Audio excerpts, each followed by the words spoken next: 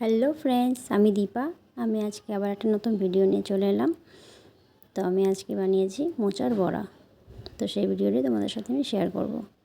তো দেখতে থাকো।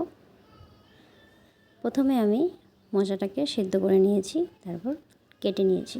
তারপর এখানে দেখো ডাল আর চাল ভিজিয়ে রেখেছিলাম, সেটাকে বেটে নেব পাটাতে। শিলনোড়াতে বেটে নিলেই ভালো হয়, তো আমি সেই জন্য শিলনোড়াতেই বেটে নিলাম। তো দেখো আমার বাটা হয়ে গেছে।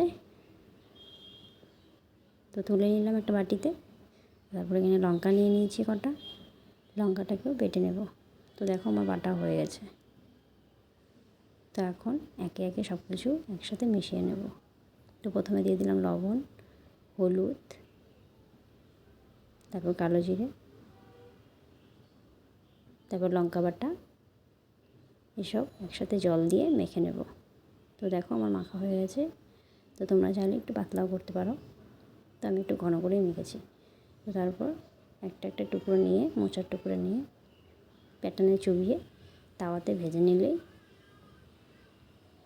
হয়ে যাবে মোচার বড়া। তো আমার ভিডিওটা কেমন লাগলো তোমাদের, লাইক কমেন্ট শেয়ার করো। Thank you, tata.